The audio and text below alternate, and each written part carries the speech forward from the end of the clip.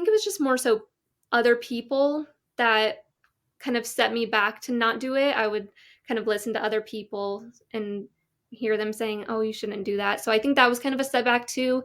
And then I've kind of grown to learn don't listen to people, don't focus on what they say. So I think that was part of it too, is just why am I listening to what other people say that I should or shouldn't do? So I think that was part of it too. Just go for it, Danielle. Why not? There's no harm in trying. Danielle, I love that you mentioned that. I think so much of it is, especially as you know, behind the scenes, a lot of people have things to say, which is great, but it's kind of choosing to ignore a lot of the comments because a lot of times I think it just comes from insecurity or they wish they would have done it Yeah. or it's just something new, so it's unknown to them. But really building that, I Ex- think, thick skin, and of course, it's not easy. Join me, Jeremy Swick, on Into the Unknown, a podcast that delves into the personal journeys, stories, and experiences of individuals across diverse professions. As a historian by trade, I firmly believe that our personal histories shape our present and offer valuable insights into our paths ahead.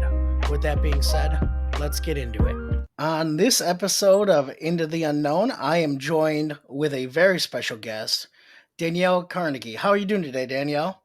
Hi, I'm good, thank you. How are you? I'm doing amazing. It's nice that we're able to connect. We've been talking about it for a little while, so I'm happy to be Yeah, here. I'm happy to be here too. Thank you so much for having me. So, this is an interesting point when we start off the show. I love talking about the importance of networking. You really never know where you're going to meet someone. Yes. And so it's funny, we actually met on TikTok on the book side of TikTok, if you will. We did. That was so cool.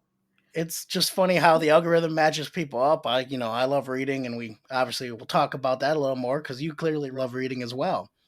I do so much. And recently, it's been this year that I've really started my reading journey, and I've loved it so much. It's been so fun. What sparked that reading journey at this point? Yes, so I have dyslexia, so it's always been a struggle for me to read. And I always thought, I can't do it. I have dyslexia, I can't do it. And I kind of grew up with people making fun of me for it. So this year, I decided, let me just start reading. I read my first ever book series back in August and then took a little break. And then this year, I've just been reading and reading and reading, and I've loved it so much. And I've been so proud of myself too because I realized I can do it and it's not hard. It really is inspiring that despite some setbacks that you're able to kind of overcome that and are excited about reading, which is something I grew up always loving reading. Yes, thank you so much. Yeah, it's been a blast just figuring out what I like and what type of books, and yeah, it's been so fun. I love that. So, I always like to also start the show off and just ask, what's that comic Mhm. book issue number one? Your origin story. Who are you and where are you from? Yes, well, I am Danielle Carnegie, also known as Danielle Justine on YouTube, and I'm 22 years old. I'm from Illinois, and it's always been my mom and me. And also, I was unschooled. Sorry about the sirens in the back. No I was worries. unschooled. I started homeschooling in the middle of sixth grade, and then we kind of decided unschooling was more for me. And so then I unschooled the rest of my schooling all the way up until I graduated, and I have my Illinois diploma. Love that. For those who don't know, can you explain a little more about what unschooling is?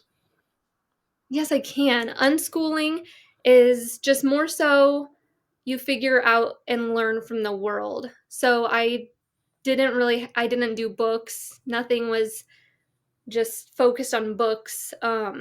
So instead of learning something from a book, I went out and learned about it. So one of the places that I really enjoyed going was Springfield, Illinois, and learning about all the types of different history there. So my mom and I liked to travel and figure out how we could have me learn from the world.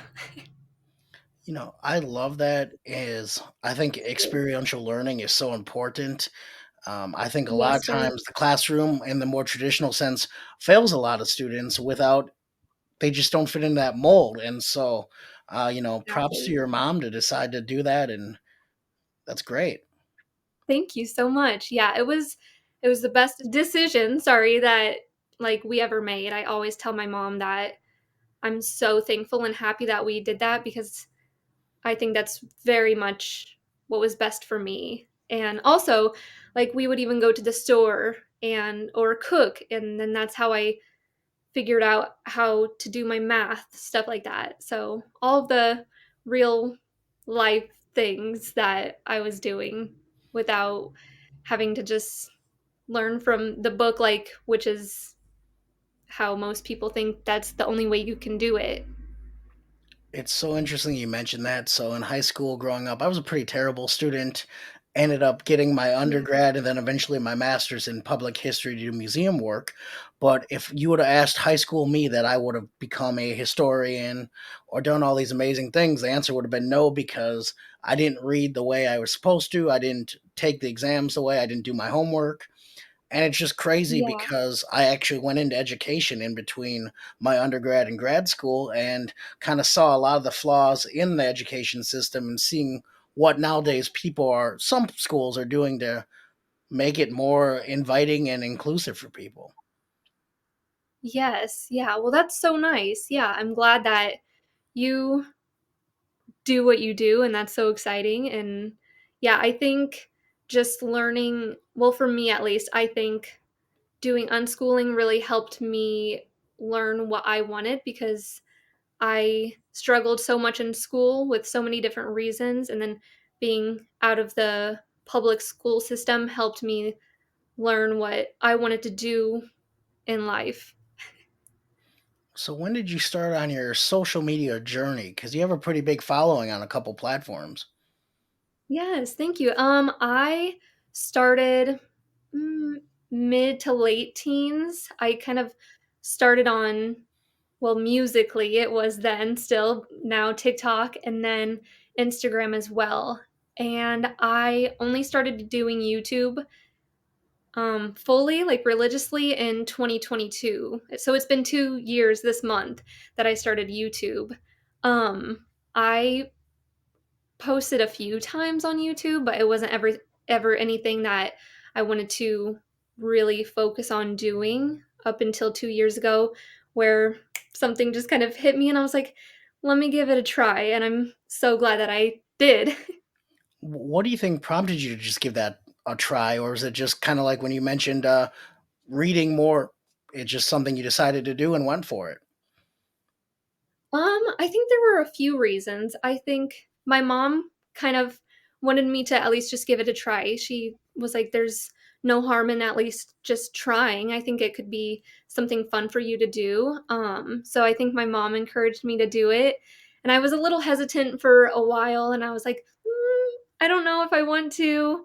And then also, I just wanted to do more with my social media, get myself out there a little bit more because I think that's something that I really want is just to be out and talk. And then also it's helped me so much with being able to talk to people because before I was too shy and was scared to talk to people, and I think it's even helped me with that. So it's very beneficial. I think my mom really encouraged me to do it. I I think it was just more so other people that kind of set me back to not do it. I would kind of listen to other people and hear them saying, "Oh, you shouldn't do that." So I think that was kind of a setback too. And then I've kind of grown to learn don't listen to people, don't focus on what they say. So I think that was part of it too, is just why am I listening to what other people say that I should or shouldn't do? So I think that was part of it too. Just go for it, Danielle. Why not? There's no harm in trying. Danielle, I love that you mentioned that. I think so much of it is, especially as you know, behind the scenes, a lot of people have things to say, which is great, but it's kind of choosing to ignore a lot of the comments because a lot of times I think it just comes from insecurity or they wish they would have done it Yeah. or it's just something new, so it's unknown to them. But really building that, I Ex- think, thick skin, and of course, it's not easy. I know as well as you do, people have a lot to say about a lot of things, and it's kind of just finding a way to I always like try to figure out where they're coming from. You know, they probably had a bad day. They're hurting in some capacity because it takes a lot of I think sadness, upsetness, whatever it might be to leave a comment, even just to tear someone else down, you know? Yes, I agree. I agree. So what does your channel focus on? What do you like to do? Yeah, I do a lot of lifestyle and day in the life vlogs. And then in the last few months, I've been doing a lot of my book vlogs, which I love filming as well. And then I'll just kind of incorporate like my books that I'm reading into my day in the life vlogs as well. I love that. And one of my favorite things, and you have mentioned it in TikTok and stuff, is the free little libraries. Those are like one of my favorite things. One day I want to own a home just to have a free little library. Yes, I love that. I love it. They are so fun. I had always seen them around, but then becoming more of a little bookworm, I decided to go to them a few months ago, and I love it so much. I think it's so fun. It's like one of those things I want to do every single day, but they don't switch out enough all the time to have new books every day. So I go at least once a week. Danielle, I love that. On everyone's journey, you make a decision, not knowing the outcome. You can go east, you can go west. You made a decision and you went for it. Can you give me a time you did that? I think definitely even YouTube. I was so scared at first and I didn't know how it would go. I didn't know if nobody would watch or if people would think my content wasn't good. So I think it was scary at first kind of going into that not really knowing what would happen with it. And even though it was something I wanted to do and I was scared at first, I think that's definitely something that I didn't know how it would go, where it would go. Um, and I'm glad that I did because it's been such a fun journey and it's helped me out in so many different ways. I love that. So, title of the podcast, Into the Unknown. Danielle, what are you working on Yes. right now? I am working on just all of my social media. I'm working the most on YouTube, although I am over on Instagram and TikTok doing stuff over there, but a lot of my YouTube right now. I also do modeling, so I continue to work on that, but I've been a little slackish with modeling, just more so focusing on my YouTube right now. So, for a lot of my listeners, can you describe what you mean when you say working on your YouTube or working on social media? Because I know that for a lot of people that becomes, okay, what does that mean? Yes. Okay, so just building myself up, building a brand, building just my whole channel up. I do videos and shorts over there. So one of my main goals was to hit 10,000 subscribers, which I'm only a few hundred away from now, and I'm so excited. So just building up that brand to venture out, hopefully with other things from YouTube as well. Danielle, I love that. And of course, as I mentioned, we got connected through books.